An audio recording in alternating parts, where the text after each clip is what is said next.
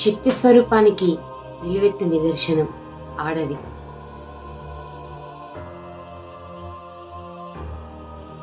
అటువంటి ఆడవాళ్లను గౌరవించడం మన సంప్రదాయం.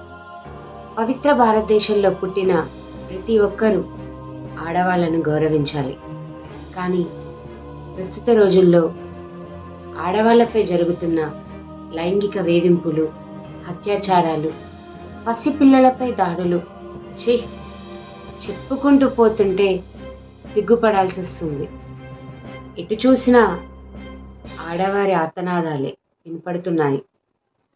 మహిళలను ప్రశాంతంగా రోడ్లపై తిరగనిచ్చే అవకాశం కనపడడం లేదు.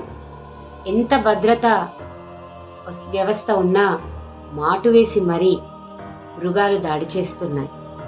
మనం మాత్రం ఆ న్యూస్ చూసి అయ్యో అని అనుకుంటున్నాం తప్ప ఏం చేయలేకపోతున్నాం, బాధపడుతున్నాం. ఇందులో ఎక్కువగా మృగాలుగా మారుతున్నది యువతనే. ఆ యువత మత్తుకు బానిసవుతున్నారు. అందుకే ఆ మత్తు తీసుకున్న సమయంలో ఒంటి మీద సోయి లేకుండా ఆడవాళ్ళు కనపడగానే, చిన్నపిల్లలు కనపడగానే వాళ్ళ మీద పడి అత్యాచారం చేస్తున్నారు. కనిపించిన తల్లిదండ్రుల కళ్ళు కప్పి ఈ మత్తుకు బానిసవుతున్నారు. ఈ వెర్రి చేష్టలను అభంశుభం తెలియని చిన్నారులు ఆడవాళ్ల మీద వాళ్ళ ప్రతాపాలు చూపిస్తున్నారు. క్షణక్షణం భయంతో జీవిస్తున్న ఆడవాళ్లకు ఇంకెంతో రక్షణ కల్పించాల్సిన బాధ్యత మనందరిపైన ఉంది. ఎక్కడ చూసినా బాధపడుతున్న ఆడవారే కనపడుతున్నారు. ఇప్పుడు ఎక్కడో రాష్ట్రంలో జరగచ్చు, ఎక్కడో దేశంలో ఏదో రాష్ట్రంలోనో ఏదో జిల్లాలోనో కనపడుతున్నారు. అవి చూస్తున్నాం. రేపు మన ఊర్లోనే కావచ్చు, మన వీధిలోనే కావచ్చు, అంతెందుకు మన ఇంట్లోనే కావచ్చు. ఇలా ప్రతి ఒక్కరూ ఈ మృగాల బారిన పడి బలవుతున్నారు.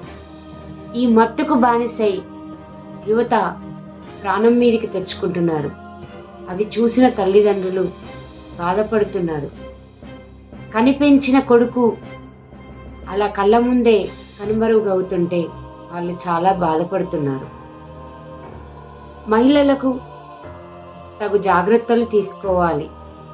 ఆదమర్చి ఉన్నారో మాటు వేసే మృగాలు మన చుట్టుపక్కల ఉన్నాయి.